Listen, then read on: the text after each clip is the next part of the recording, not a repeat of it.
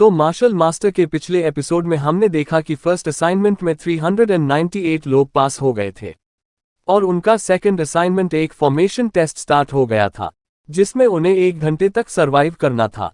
तो एपिसोड के स्टार्ट में एक पर्सन बोलता है सेकंड टेस्ट अभी स्टार्ट हुआ है और अभी से इस फॉर्मेशन का प्रेशर बहुत ज़्यादा है। मैंने पढ़ा है कि इस तरह की फॉर्मेशन सिर्फ फिजिकल बॉडी को ही नहीं बल्कि मेंटल स्ट्रेंथ को भी टेस्ट करती है। ये एक तरह का कल्टिवेशन मेथड है। तभी क्विन चेन बोलता है ये सच है, इस फॉर्मेशन का प्रेशर उतना ज़्यादा नहीं है।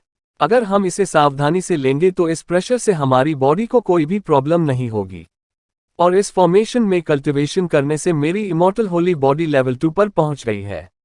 अगर मैं इस फॉर्मेशन में प्रैक्टिस करूं तो मेरी इमॉर्टल होली बॉडी और भी ज़्यादा पावरफुल हो जाएगी। तभी वो पर्सन फिर से बोलता है कि सेकंड टेस्ट अभी स्टार्ट हुआ है और क्विन चैन अभी से ये प्रेशर सहन नहीं कर पा रहा।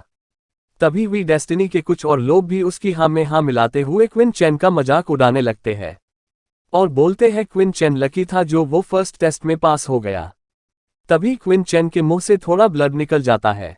ये देख के वो वी डेस्टिनी का पर्सन बोलता है क्विन चैन बस हारने वाला है, यही सेकंड टेस्ट में सबसे पहले एलिमिनेट होगा। तभी क्विन चैन अपने मन में सोचने लगता है कि मैं अपनी फिजिकल बॉडी पर डिपेंड होके इस प्रेशर को सहन नहीं कर सकता, मुझे थोड़ी और ट्रू पावर लगानी होगी। ऐसा बोल के क्विन चैन आराम से उस प्रेशर को सहन कर लेता है और उस पर्सन की ओर देखता है। वो लोग क्विन चैन को शांत देख के शॉक हो जाते हैं। तभी वी डेस्टिनी के कई सारे लोग उस प्रेशर को सहन नहीं कर पाते और फॉर्मेशन से बाहर हो जाते हैं। फिर हम वी डेस्टिनी के कुछ और सेक्ट के लोगों को देखते हैं जो उस प्रेशर को सहन नहीं कर पाते और फॉर्मेशन में से बाहर हो जाते हैं। तभी फॉर्मेशन से बाहर हुए लोगों में से एक पर्सन बोलता है मैं वी डायनेस्टी का फर्स्ट जीनियस हूँ, यहाँ तक कि 5 किंगडम के जीनियस भी हार गए हैं, लेकिन क्विन चैन अभी तक कैसे उस फॉर्मेशन में है।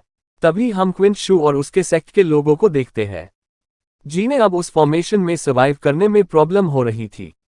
वही कुछ और लोग गक्सियन फैक्शन के लोगों को देख के बोलते हैं यार ये चीज किया है, अभी तक इनमें से कोई भी एलिमिनेट नहीं हुआ है।